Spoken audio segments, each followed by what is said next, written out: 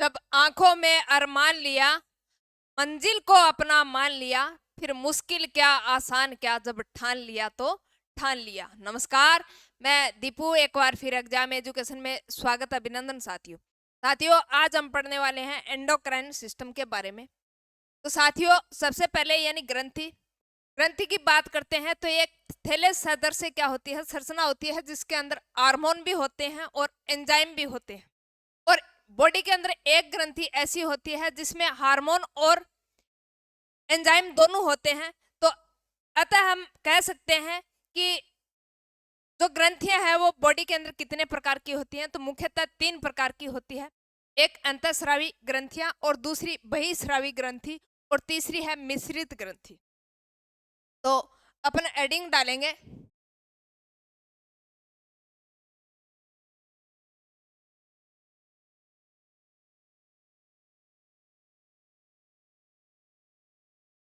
ग्रंथियां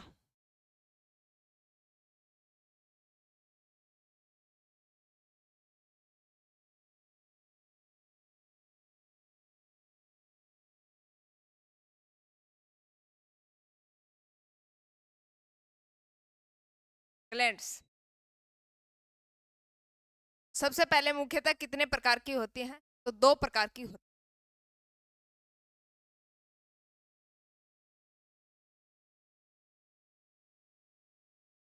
2 प्रकार की होती है।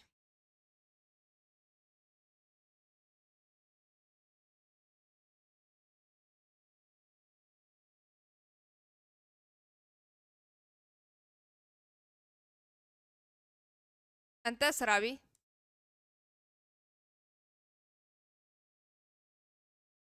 नंबर 2 बहिःस्रावी,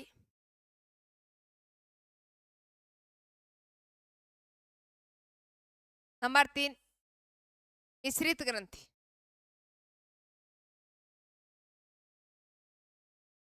मिश्रित ग्रंथि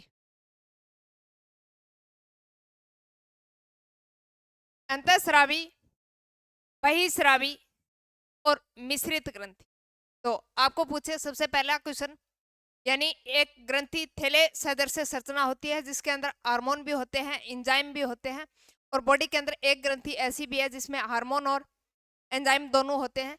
उनके आधार पे 3 प्रकार की होती हैं, अंतःस्रावी ग्रंथि, बहिःस्रावी ग्रंथि और मिश्रित ग्रंथि। साथियों, बात करते हैं अंतःस्रावी ग्रंथि। तो अंतःस्रावी ग्रंथि के अंदर क्या होती है, ये डक्ट लेस होती है। डक्ट लेस होती है, इसके अंदर किसी भी प्रकार की कोई नलिका नहीं होती। तो डक्ट लेस,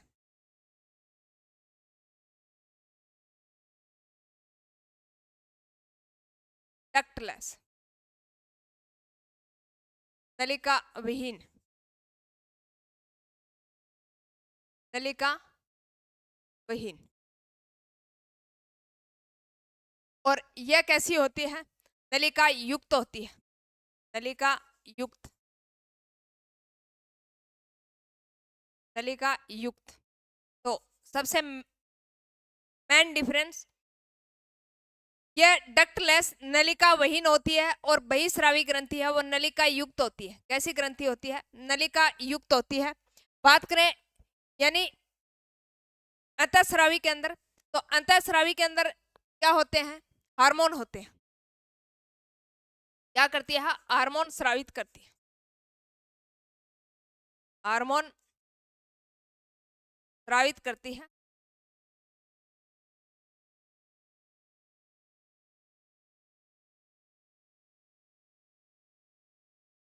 और बहिःस्रावी की बात करें तो ये क्या स्रावित करती है, बहिःस्रावी एंजाइम स्रावित करती है।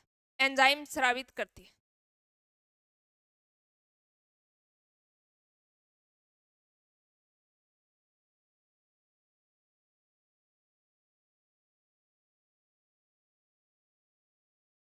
करती है। साथियों, यानी ये क्या करती है, अपना हार्मोन किसके अंदर छोड़ती है, तो ये ब्लड के अंदर छोड़ती है। तो सबसे मुख्य अंतर, यानी ये क्या है, ब्लड से इसका क्या होता है, संपर्क होता है। ब्लड से क्या होता है, इसका संपर्क होता है। और बहिःस्रावी का ब्लड से कोई संपर्क नहीं होता। तो सबसे बड़ी बात, यानी अंतःस्रावी का क्या होता है, ब्लड से संपर्क होता है, ब्लड से संपर्क, यानी ये अपना हार्मोन है वो ब्लड में रिलीज करती है, ब्लड से संपर्क होता है। और इसका क्या होता है, ब्लड से कोई संपर्क नहीं होता, ब्लड से संपर्क नहीं होता।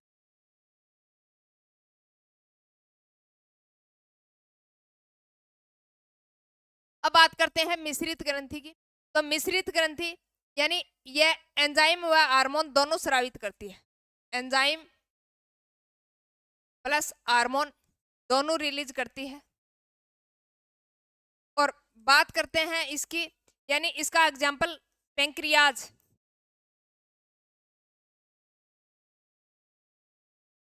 पेंक्रियाज। बात करते हैं अंतःस्रावी की। तो अंतःस्रावी के अंदर कौन कौन से ग्रंथि होती है, सबसे पहले ऊपर से आएंगे तो यानी मस्तिष्क के अंदर कौन सी होती है, पीयूष ग्रंथि होती है, पीनियल ग्रंथि होती है, हाइपोथैलेमस ग्रंथि होती है और एड्रिनल ग्रंथि होती है। ये सारी की सारी किस्में आती हैं अंतःस्रावी के अंदर आती है। बात करते हैं बहिःस्रावी के अंदर। बहिःस्रावी यानी इसके अंदर किसी भी प्रकार की क्या नहीं होता, ब्लड से कोई संपर्क नहीं होता और ये क्या होती है, नलिका युक्त होती है, यानी अपना जो स्राव करती है ये नलिका से ही करती है। तो अपना जो स्राव करती है वो किसके माध्यम से करती है, नलिका के माध्यम से करती है। कौन सी, बहिःस्रावी ग्रंथि, यानी अपना स्राव नलिका के साथ करती है, वो कौन सी होती है, बहिःस्रावी होती है। और जो नलिका विहीन होती है वो कौन सी होती है, अंतःस्रावी होती है। सबसे मोस्ट इंपॉर्टेंट अंतर है और इन्हीं अंतरों में से क्वेश्चन पूछ लिया जाता है, यानी कूट शब्द दे दिए जाते हैं कि निम्न में से कौन सा अंतःस्रावी का कथन है या कौन सा बहिःस्रावी का कथन है। तो सबसे पहले यानी ये क्या करती है, अंतःस्रावी होती है, ये हार्मोन स्रावित करती है, जबकि बहिःस्रावी होती है वो क्या स्रावित करती है, एंजाइम स्रावित करती है। जबकि मिश्रित जो ग्लैंड है वो क्या होती है, यानी एंजाइम व हार्मोन दोनों स्रावित करती है। मुख्य रूप से ये बातें आप ध्यान में रखोगे।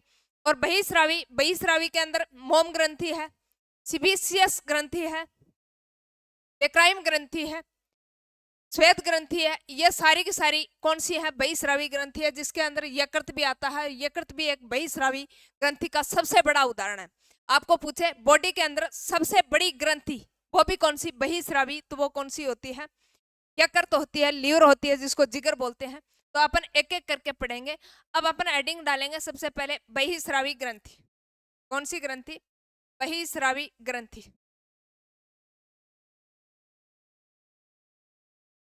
नंबर 1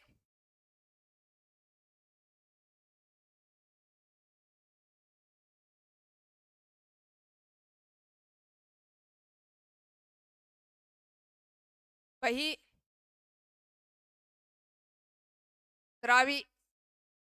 ग्रंथि।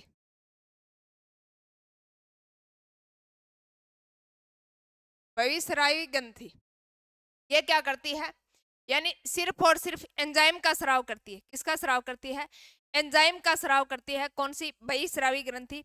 और एंजाइम में कौन कौन सी ग्रंथि, तो एंजाइम की बात करें तो सबसे पहले अपन बात करते हैं सीरोमिन। कौन सी ग्रंथि, सीरोमिन। अब आप कहोगे सीरोमिन यानी ये कान के अंदर पाई जाती है। जो कान के अंदर आप बोलते हैं किट्टा जिसको बोलते हैं, ये क्या करती है, कान के अंदर मोम का स्राव करती है। और इसकी एक खूबसूरती है, यानी आप जितना ज्यादा कान को खरोचते हो उतनी ज्यादा क्या करती है, ये मोम का श्रावण करती है।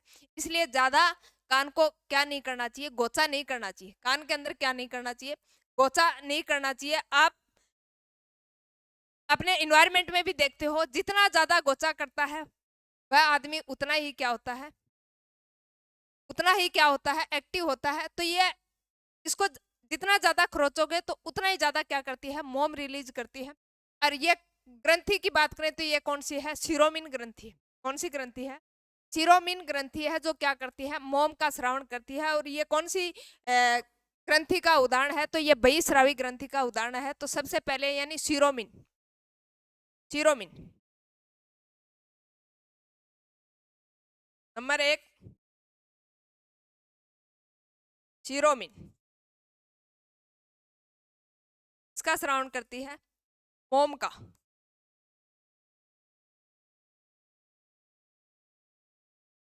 मोम।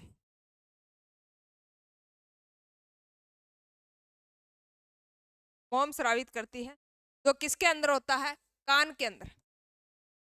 कान के अंदर होता है। किसका श्रावण करती है? मोम का। मोम चिपचिपा पदार्थ होता है, और यही क्या होता है, यानी कान के अंदर जो अपशिष्ट पदार्थ जाते हैं उसको रोकने का भी काम करता है। कौन? सीरोमिन। कान के अंदर जो भी अपशिष्ट पदार्थ जाते हैं उसको रोकने का काम भी कौन करता है? ये सीरोमिन ही करती है।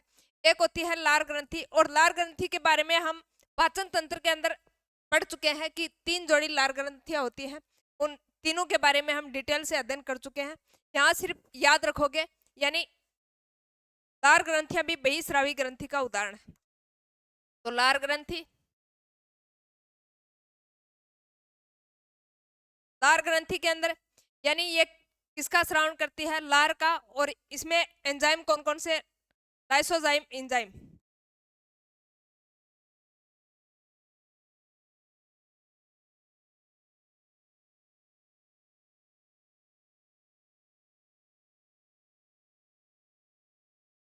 Lysozyme, amylase. एंजाइम का क्या करती है? श्रावण करती है।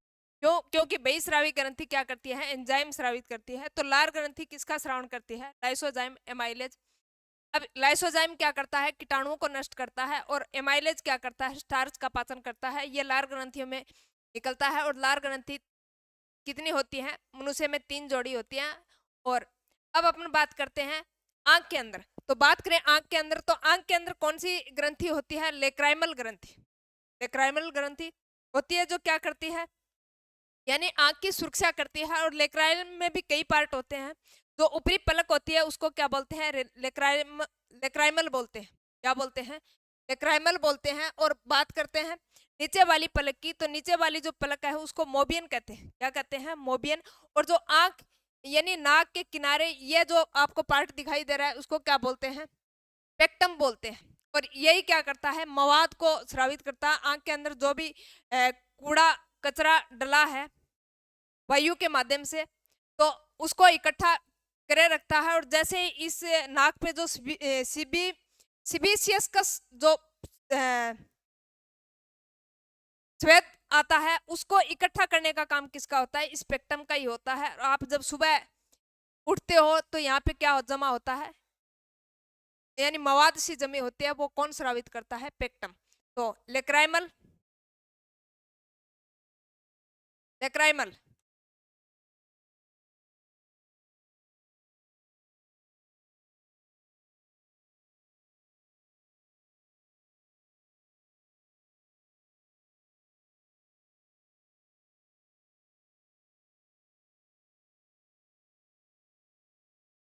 यानी आप पहले आंख की संरचना बना लो।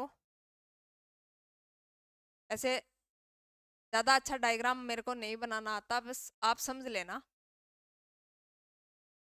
क्वेश्चन सही होना चाहिए आपका, बस आपका क्वेश्चन सही होना चाहिए।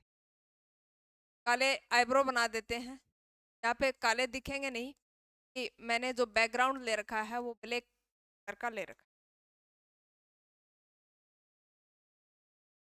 आंखें लाल लाल बना देते हैं, लाल लाल। ऊपरी पार्ट होता है उसको क्या बोलते हैं? क्राइमल। क्राइमल। और नीचे जो पार्ट है उसको बोलते हैं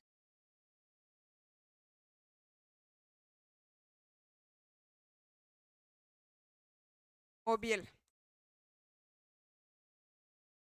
मोबियल। और जो इधर का जो नाक के पास का जो पार्ट है उसको बोलते हैं पेक्टर, पेक्टम। यह क्या करता है? आंसुओं को स्टोर करने का काम भी करता है। आंसुओं को स्टोर करने का काम भी करता है। तो आंसुओं को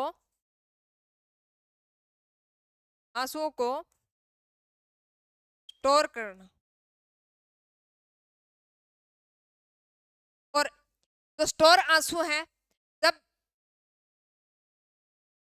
कोई भी मनुष्य हो, बच्चा हो, रोता है तो यानी रोने के बाद नाक से जो पदार्थ निकलता है वो, ये जो इकट्ठा हुआ पदार्थ है जो पेक्टम इकट्ठा करता है, ये क्या आता है, नाक के माध्यम से आता है। तो नाक के माध्यम से आंसुओं का स्राव भी कौन करता है, ये पेक्टम ही करता है। तो ये बात भी आप ध्यान रखना, यानी आंसुओं को नाक के माध्यम से भेजना, आंसुओं को नाक के माध्यम से भेजना, ये भी किसका काम होता है, इस पेक्टम का ही होता है। और ये बिल्कुल नाक के पास की जो संरचना दिखाई दे रही है जहाँ पे मवाद सा आता है उठने के बाद, ये किसके कारण आता है, यानी जो सीबीसीएस है वो स्टोर हो जाता है। और वो पेक्टम, ये जो पेक्टम है ये क्या करता है, उसको स्टोर करके रखता है। और जैसे ही ये एक्टिव होता है तो क्या करता है, एक जगह इकट्ठा कर लेता है। और कई बार आंसू अगर इकट्ठे हो जाते हैं तो नाक के माध्यम से आंसुओं को भेजने का काम भी कौन करता है, ये पेक्टम भाग करता है। कौन सा भाग करता है, पेक्टम भाग करता है। और ये मोबियम है, ये भी क्या करते हैं, ये जो मोबियन है, ये तेल, नाक के ऊपर जो तेल निकलता है वो भी इसी के कारण निकलता है, मोबियल के कारण, तेल जैसा स्राव, तेल जैसा स्राव। तो लेक्राइमल यानी जो ऊपरी पलक होती है उसको बोलते हैं लेक्राइमल, क्या बोलते हैं, लेक्राइमल। और जो नीचे वाली परत है उसको क्या बोलते हैं, मोबियल। मोबियल ये क्या करती है, यानी तेल जैसा चिपचिपा पदार्थ को क्या करती है, स्रावित करती है। और पेक्टम, ये जो आंख का जो नाक के पास का जो भाग है उसको बोलते हैं पेक्टम। ये क्या करता है, आंसुओं को स्टोर करता है, आंसुओं को स्टोर करता है। और आंखों की सुरक्षा भी कौन करता है, ये मोबिलियल ही करता है। मोबिलियल ग्रंथि क्या करती है, आंखों की सुरक्षा भी करती है,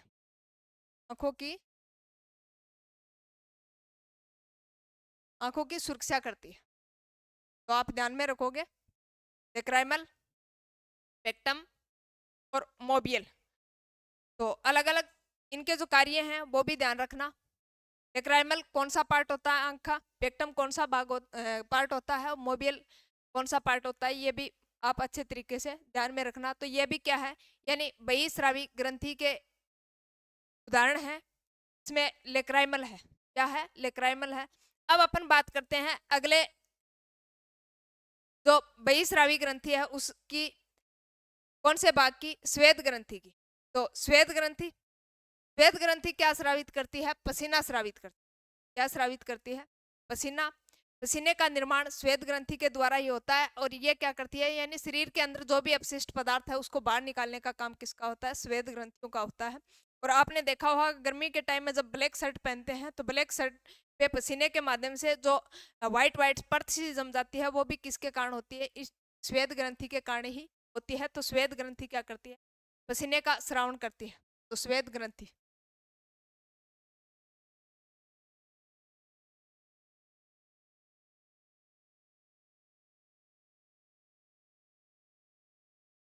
श्वेत ग्रंथि, श्वेत नहीं, स्वेद,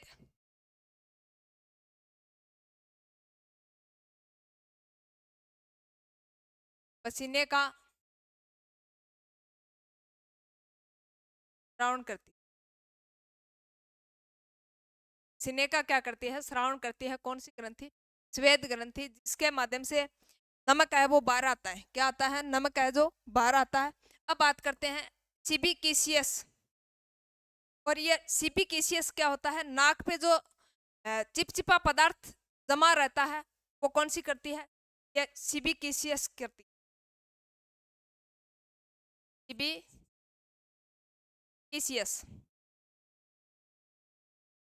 नाक पे जमा तेल जैसा पदार्थ, नाक पे जमा तेल जैसा पदार्थ, यानी चिपचिपा पदार्थ। आप जब सोकर उठते हो तो यानी नाक पे तेल जैसा पदार्थ जमा रहता है, वो इसी के कारण जमा रहता है, इसके कारण जमा रहता है, इस ग्रंथि के कारण ही जमा रहता है। और कई बार आपने देखा होगा, कई जो लड़कियां हैं, लड़के हैं, वो क्या करते हैं, ज्यादा मात्रा में क्या करते हैं, क्रीमों का यूज करते हैं। और वो क्रीम धीरे धीरे क्या होती है, यानी ऐसे थोड़ी है कि क्रीम लगाने से छेद बंद हो गए, अंदर तो जो छेद होते हैं वो क्या रहते हैं, खुले रहते हैं। हो सकता है वो बाहर नहीं आए उस टाइम, जिस टाइम आप जिस क्रीम का यूज करते हो उस टाइम वो बाहर नहीं आते, लेकिन धीरे धीरे क्या हो जाता है, अंदर इकट्ठा हो जाता है और फिर क्या होते हैं, फुफोड़ों के रूप में, यानी बड़े बड़े फुनूसियों के माध्यम से ऊपर उठ जाता है। यह इसके कारण होता है, यानी उसके लिए यही जो ग्रंथि है ये जिम्मेदार होती है, ये भी आप ध्यान में रखना। अब अपन बात करते हैं लार ग्रंथि की। और लार ग्रंथि क्या करती है, एंजाइम स्रावित करती है, जिसमें लाइसोजाइम है, एमाइलेज है। तो लार ग्रंथि, लार ग्रंथि यानी ये क्या करती है, एंजाइम का स्रावण करती है, जिसमें लाइसोजाइम, एमाइलेज, टाइलिन, ये सारे के सारे। अब अपन बात करते हैं जठर ग्रंथि की। कौन सी ग्रंथि की, जठर ग्रंथि। और जठर ग्रंथि कहाँ पाई जाती है, अमाशय के अंदर पाई जाती है, मोस्ट इंपॉर्टेंट, जठर ग्रंथि। और जठर ग्रंथि एंजाइम स्रावित करती है। जठर ग्रंथि LAT, लेट, इसमें लाइपेज है, एमाइलेज है,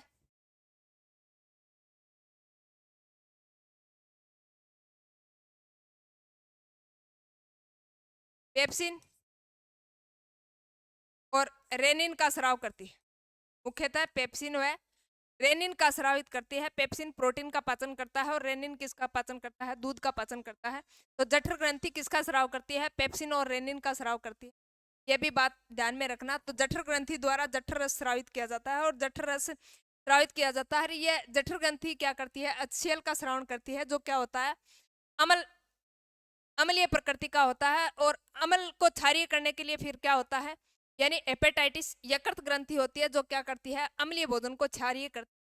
और वो हम पढ़ चुके हैं किसके अंदर, पाचन तंत्र के अंदर। तो आप मुख्यतः इसमें यह याद रखोगे, यानी पेप्सिन, रेनिन और जठर रस का स्रावित करती है, जठर रस का श्रावण करती है। कौन सी, जठर ग्रंथि। जठर ग्रंथि किसका श्रावण करती है, पेप्सिन, रेनिन और जठर रस का श्रावण करती है। उसके बाद फिर क्या पढ़ेंगे, उसके बाद पढ़ते हैं म्यूकस। और म्यूकस क्या करता है, यह भी म्यूकस का निर्माण करता है, यह भी एक चिपचिपा पदार्थ होता है, म्यूकस ग्रंथि। म्यूकस ग्रंथि म्यूकस का स्राव करती, म्यूकस का श्रावण करती। इसके बाद हम देखेंगे यकृत ग्रंथि। तो वेरी मोस्ट इंपॉर्टेंट ग्रंथि बहिस्रावी के अंदर कौन सी ग्रंथि, यकृत ग्रंथि। तो हेडिंग डालेंगे यकृत ग्रंथि।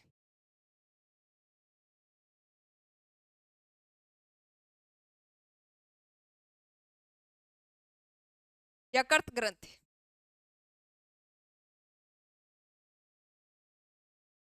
शरीर की सबसे बड़ी बहिस्रावी ग्रंथि है।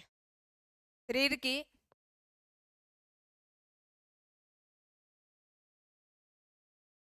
सबसे बड़ी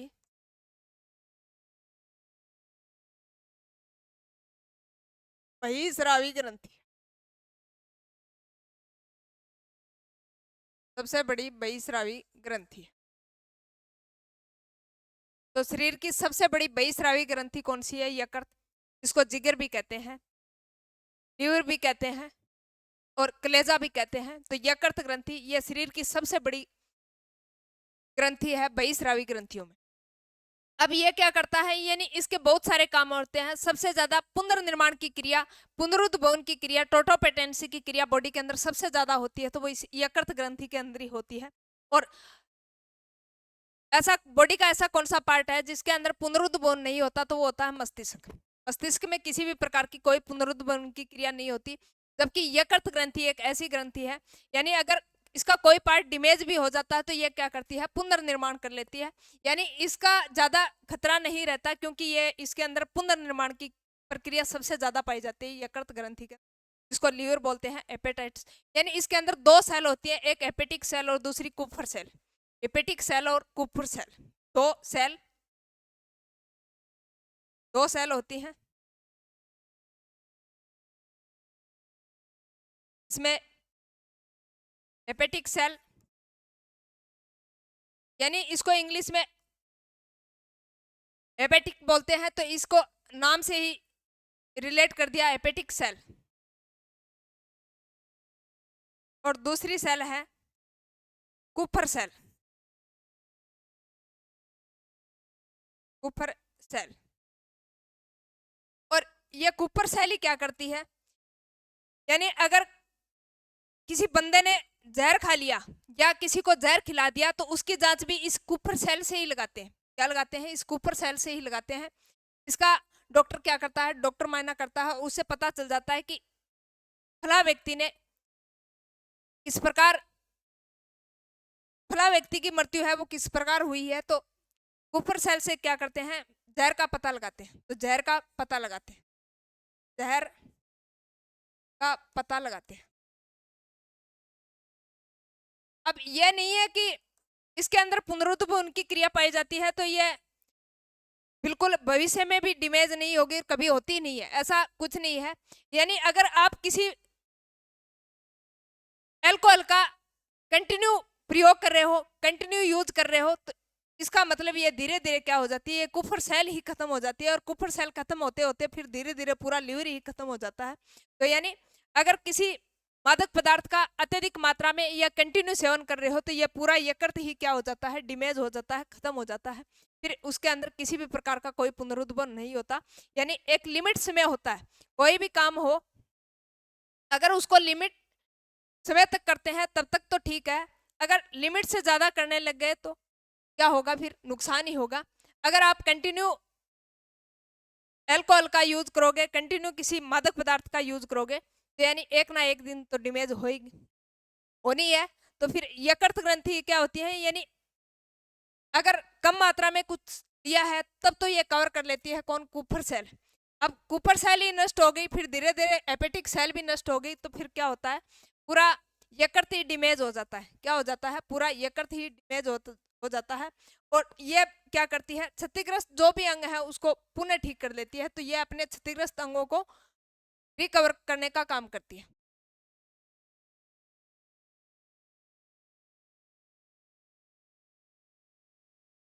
क्षतिग्रस्त अंगों को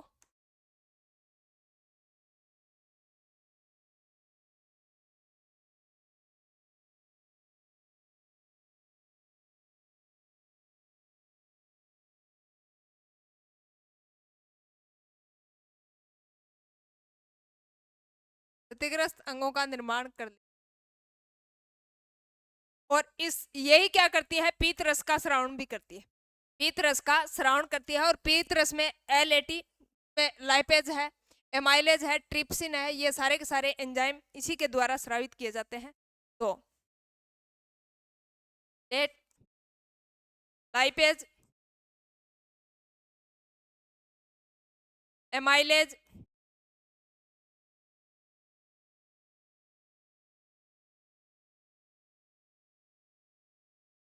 थाइलिन, जाइमो का क्या करती है? श्रावण करती है। जाइम का श्रावण करती है। और क्या करती है? पीत रस का श्रावण करती है। पीत रस को स्टोर करने का काम भी इसी का होता है। यानी एक छोटी सी गुंडी टाइप में क्या होती है? एक थैली होती है जिसके अंदर पीत रस का क्या होता है? स्टोर, सॉरी, पीत रस क्या होता है? स्टोर होता है। तो पीत रस का श्रावण,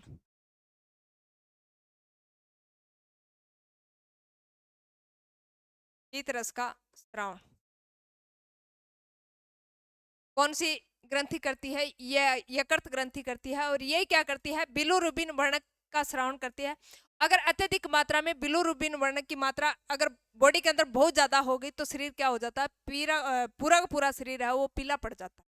पूरा का पूरा शरीर है वो क्या पड़ जाता है? पीला पड़ जाता है। कौन से वर्णक के कारण? बिलोरुबिन वर्णक के कारण। और ये बिलोरुबिन वर्णक कौन स्रावित करता है? तो ये यकृत ग्रंथि करती है। क्या करती है? यकृत ग्रंथि क्या करती है? बिलोरुबिन वर्णक का क्या करती है? श्रावण करती है। ये भी आप अच्छे तरीके से ध्यान में रखना।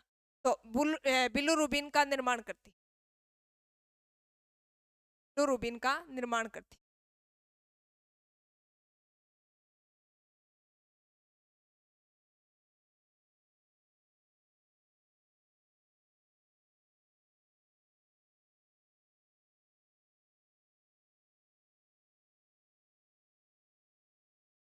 अत्यधिक मात्रा में अगर बॉडी में हो गया तो शरीर पूरा पूरा पीला पड़ जाता है, और इससे कौन सा रोग होता है? पीलिया रोग होता है। कौन सा रोग होता है? पीलिया रोग होता है। एपेरिन का श्रावण भी कौन सी करती है? ये यकृत ग्रंथि ही करती है। एपेरिन का श्रावण भी कौन सी ग्रंथि करती है? ये यकृत ग्रंथि करती है। और फाइब्रिन प्रोटीन का निर्माण भी यही ग्रंथि करती है। तो फाइब्रिन प्रोटीन ये क्या करती है? यानी रक्त को थक्का जमने से रोकती है। थक्का जमने से रोकती है कौन सी? एपेरिन। और फाइब्रिन प्रोटीन ये क्या करती है? रक्त का थक्का जमाती है। फाइब्रिन प्रोटीन का निर्माण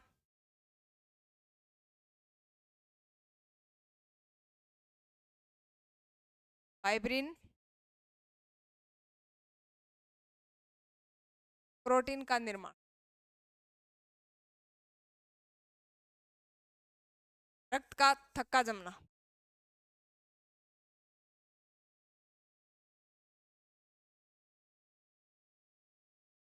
और एपेरिन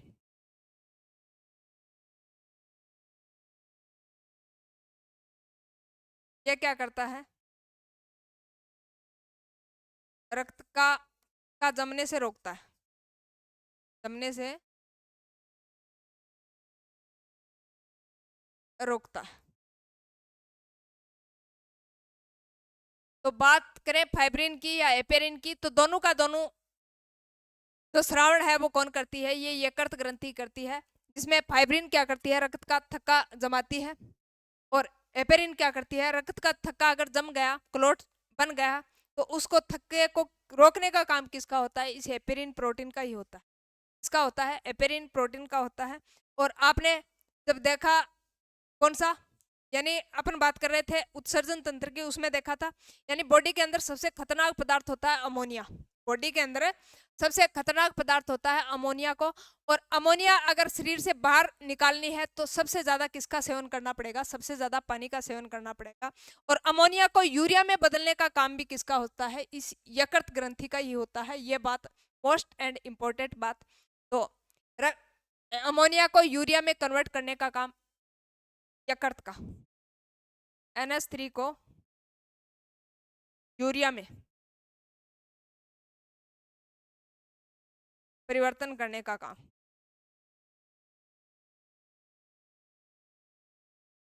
परिवर्तन करने का काम काम किसका होता है? इस यकृत ग्रंथि का ही होता है। अमोनिया को किस में कन्वर्ट करता है? यूरिया में कन्वर्ट करता है। यानी यूरिया क्या होता है? अमोनिया के बजाय क्या होता है? यानी कम नुकसानदायक होता है। और ग्लूकोज को ग्लाइकोजन में बदलने का काम भी किसका होता है? इस यकृत ग्रंथि का ही होता है। तो ये भी आप लिख लो, ग्लूकोज को ग्लाइकोजन में परिवर्तित, ग्लूकोज को ग्लाइकोजन में। और जो हम खाते हैं कार्बोहाइड्रेट, उसको वसा में रूपांतरण करता है। फिर अत्यधिक मात्रा में वसा इकट्ठा हो गया तो क्या बन जाता है? कोलेस्ट्रॉल बन जाता है। तो ये भी बात आप ध्यान में रखोगे। यानी कार्बोहाइड्रेट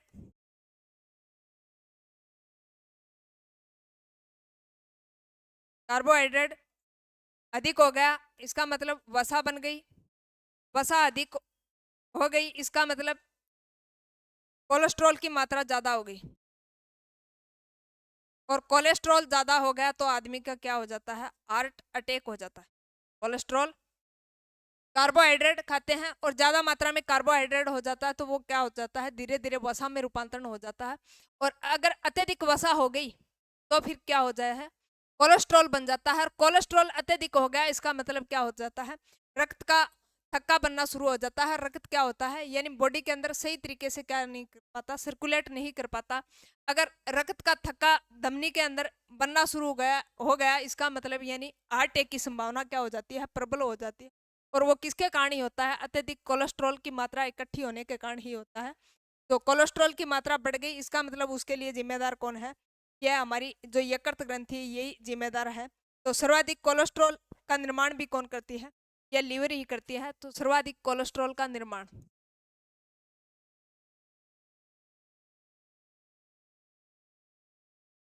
कोलेस्ट्रॉल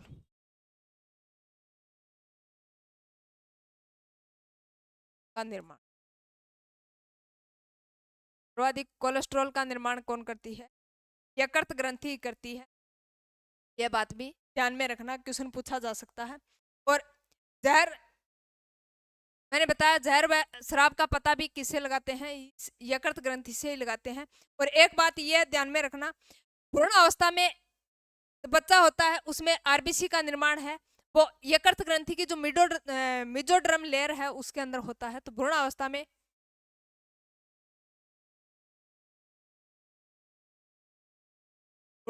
में आरबीसी का निर्माण,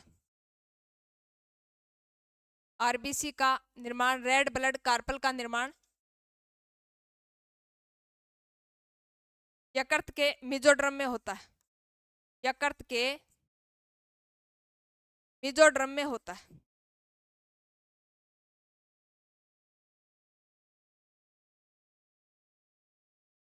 मिजोड्रम में, मिजोड्रम में होता है। तो एक बार रिवाइज कर लीजिए, यानी हम पढ़ रहे हैं ग्रंथियों के बारे में। यह थैलेज संरचना होती है जिसके अंदर एंजाइम भी होते हैं और हार्मोन भी होते हैं। ये 3 प्रकार की होती है मोस्टली, अंतःस्रावी, बहिःस्रावी और मिश्रित। अंतःस्रावी यानी ये डक्टलेस होती है, इसके अंदर किसी भी प्रकार की कोई नलिका नहीं होती।